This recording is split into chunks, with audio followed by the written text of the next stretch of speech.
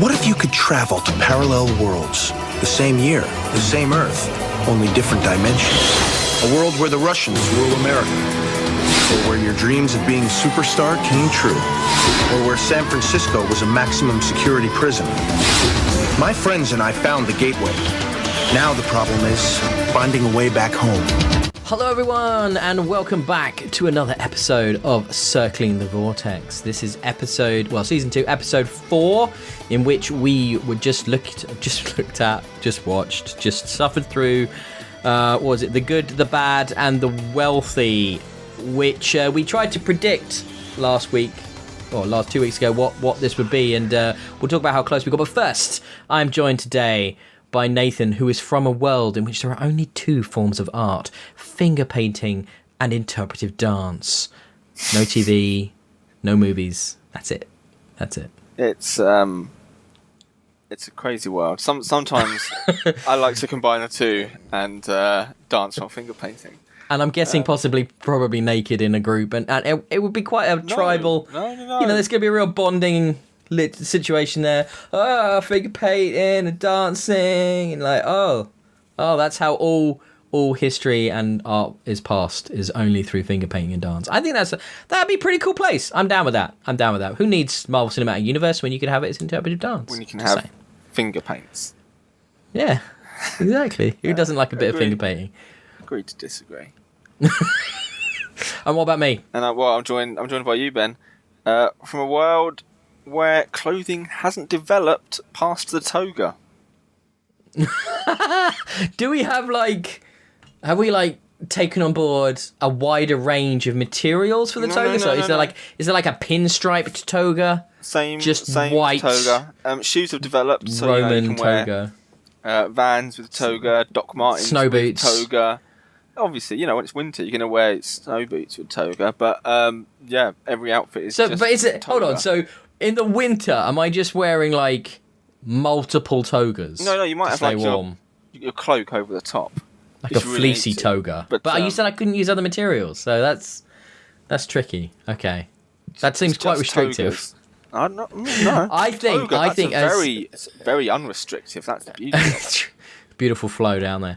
I think this is indicative of the kind of struggling with creativity that we are seeing within the actual episodes, that our worlds are getting less creative and more kind of small in scope, because the episode we just watched was how did they make that so boring? So we guessed. I thought it was quite interesting actually, because it was a mixture of our two guesses.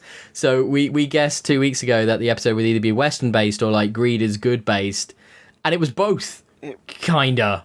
And neither. It was neither as good as either could be. It was so boring. Oh, it was so boring.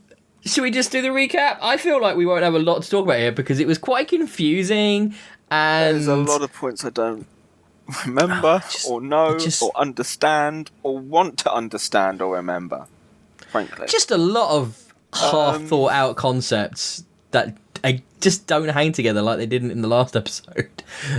So we slide into a world immediately. We get the cold open on this young boy who's quick drawing toy guns aimed at a poster, and he looks like he's at a Wild West theme park. And then the guys slide in, and they have to decide whether or not to kill the kid because he's watched them slide in. They don't. And they don't really. They leave a witness this time. Yeah, they're okay with that. They convince the kid that keep a secret. They're magicians, I believe, was what it was. Yeah. And they go to get some food. And when Remy, Quinn, and Wade go to get some food, Arturo goes off to get a book or something, find out about where they are, because it's a bit weird because it's all westy looking. But then they can see the buildings in the distance, high rise. Yeah, it's what is this all cars, about? Yeah, and you can buy a custom guns from a shop just on the. Yeah, it's all a bit strange. So they go into this restaurant which only serves steaks, which, by the way, I'm fine with. That sounds all right. It's armadillo steak. I would eat an armadillo steak. I would totally give that a go. Why not? Crunchy. Just meat. Crunchy. Well, what if you've got the hard bit, but you don't have to have the shell, surely? I don't know. I've never eaten one before. Also, isn't when you have roast pork the crackling the best bit? I'm just saying the hard bit can sometimes be very tasty. It's not an armoured pig.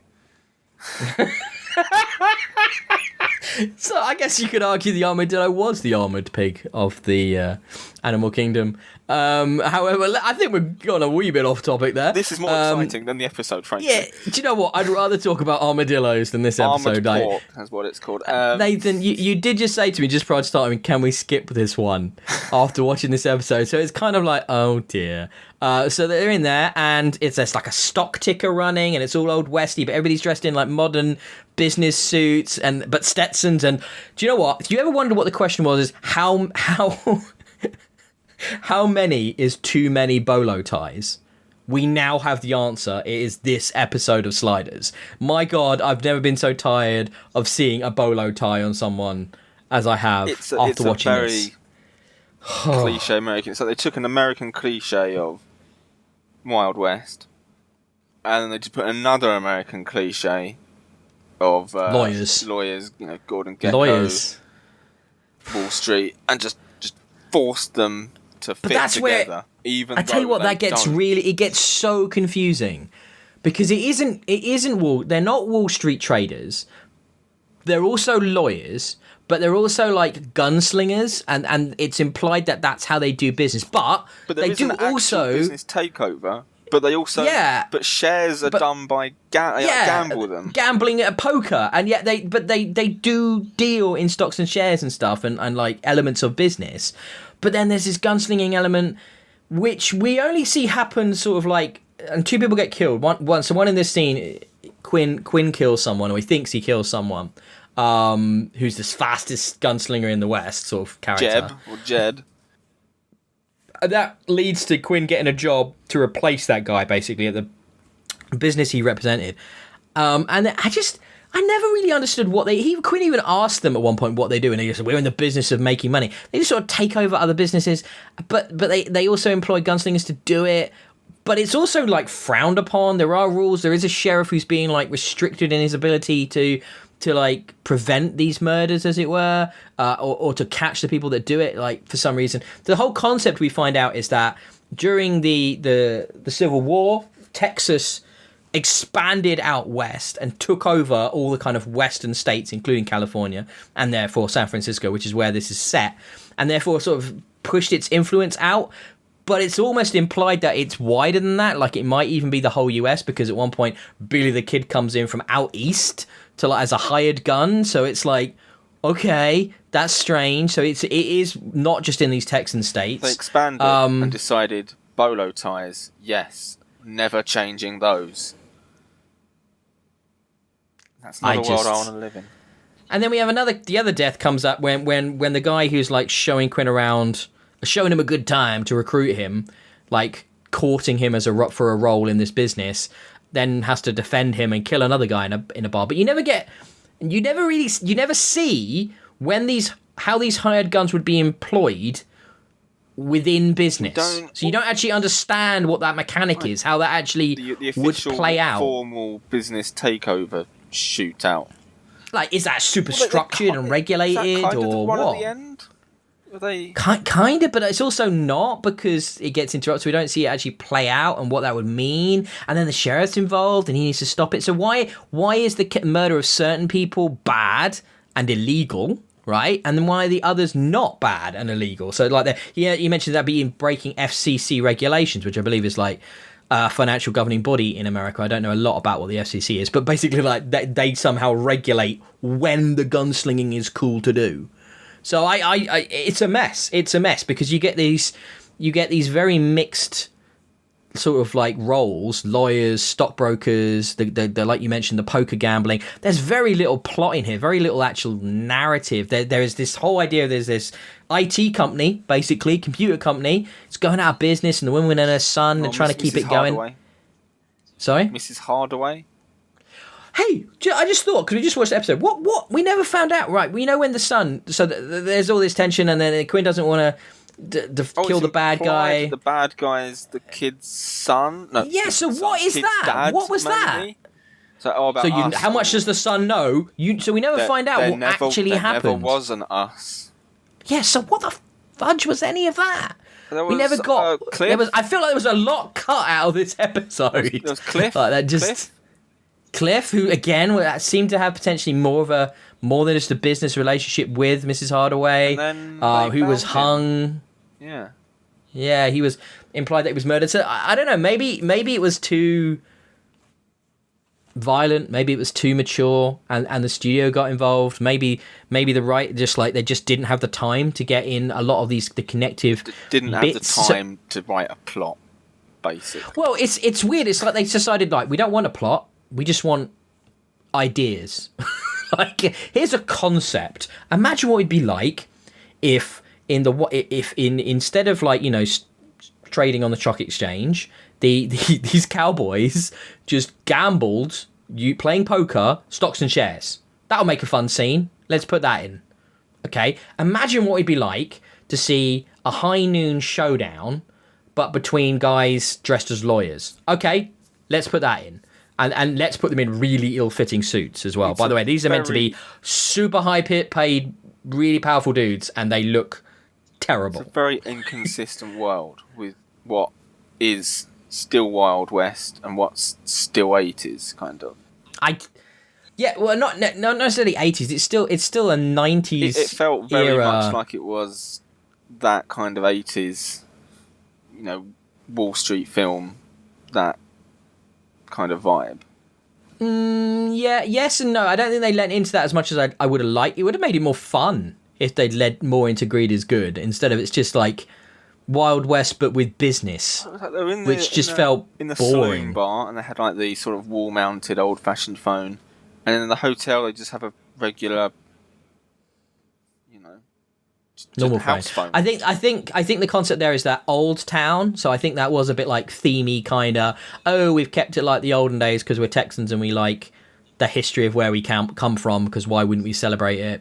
We're stuck in the past a bit. So there's a bit of a quarter of San Francisco where you can have the original Texas experience. I think that's kind of how they tried to get around that. But it kind of, the whole episode sort of, unlike the previous episode, defies a structured rundown because there's so little structure to it. It's just like a series of moments. There's very little character. It's very Quinn focused, but even then he doesn't have much. The much to do, does he really? Well, he just sort of gets dragged along by other people, basically. And just awkwardly handles guns like he's never seen one before. Wade does nothing.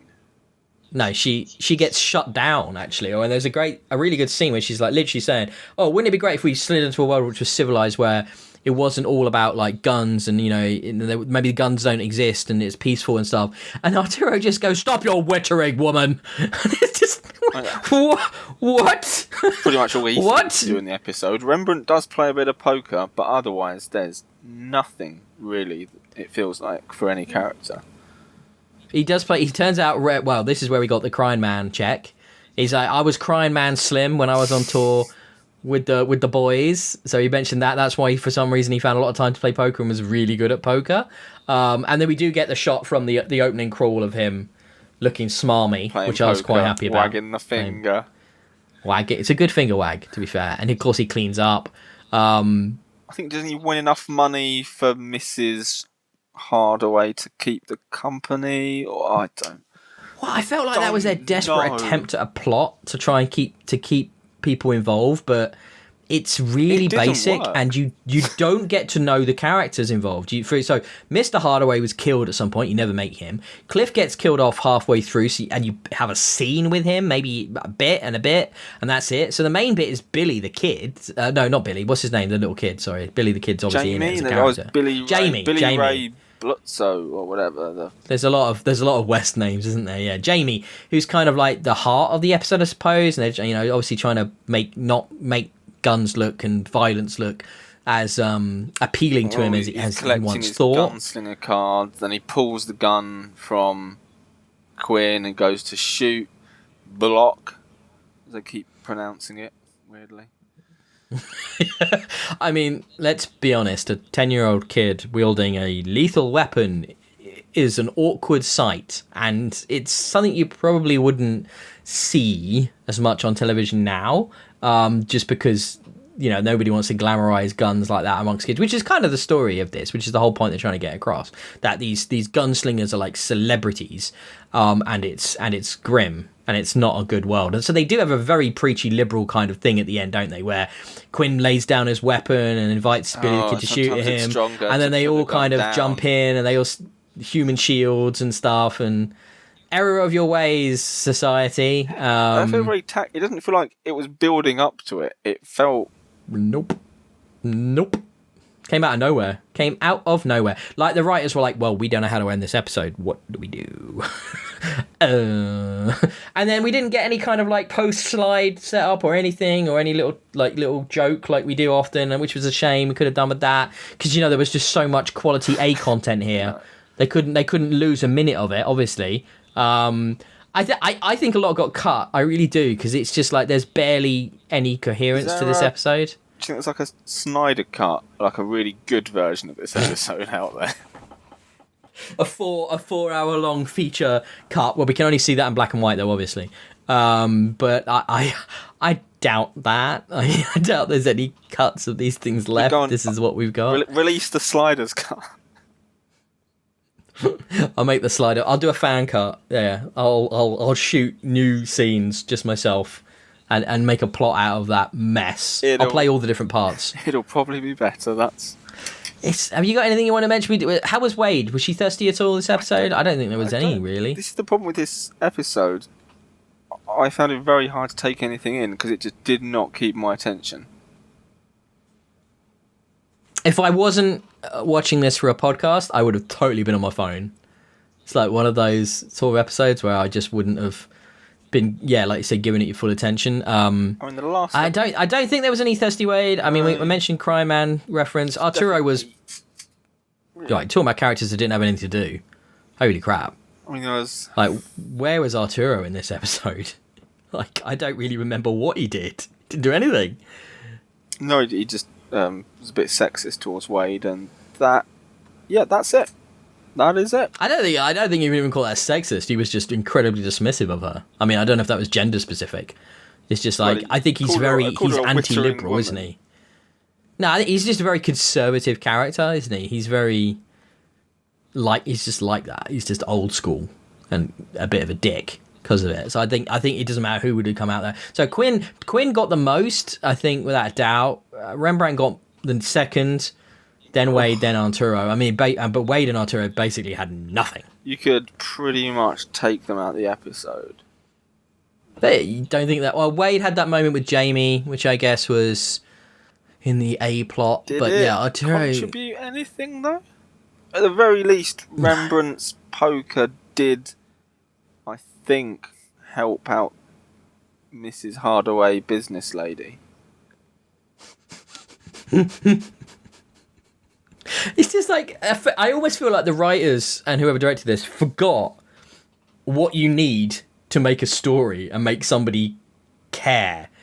First of all, you need context and you need to understand the stakes, and then you need to understand like the characters' motivations, and we didn't really have any of that. Quinn shot someone and he got hired, and then it kind of swooshed into, oh no, my company, he's going to take it public. He wants to buy the company. Oh no, he's going to kill her. I don't know. Who are these people? She mentioned none of it made any sense. None of it mattered. Chip. That was literally it. None of it ever mattered. Nobody ever had that scene, did they? Nobody got that moment. No, it was a train wreck when it comes to structure. Like, truly terrible. Like, truly terrible. And I'm worried that this is the descent. Say what you want about Journey of the Spirits, but at least you can remember what happened. Say what you want about Into the Frickin' Mystic. Yeah, I did mention to Ben that actually I preferred that one. Although it was bad, I could follow it and I knew what was happening. Yeah, so we've just had 2 episodes where this smooshing together of concepts. I mean, did they take notes from the studio? Go, right, well, you've only, these concepts you've come up with are too simplistic. You've got to give me, there's got to be more complexity to it, more layers to it. That's the opposite. You're making it worse by adding this crap. It's shocking. I'm worried that this is going to be indicative, I think, like you said, of further episodes where they could have particularly good idea, and then they go, well, actually, what if we put two of them together? And then it just doesn't work. I can tell you that there's a decided downshift in quality when it comes to certain changes, without spoilers, that do occur at the end of this season and the start of next. But I remember good stuff from season 2. I didn't remember that episode at all, though. I think what it does prove, though, is, at least I found, the episodes with the least amount of set dressing seem to be better. Yeah, it's that clear concept. Doesn't require a lot of gimmick. Like episode doesn't require, 2, yeah. With the men breeders, there was pretty much no set dressing apart from maybe a sticker for a bureau on a car or something. It was a good, thought-out world, engaging story, engaging characters, and then we got this where they're like, just Stetsons and cow horns and those electric ticker tape things, and it just, yeah.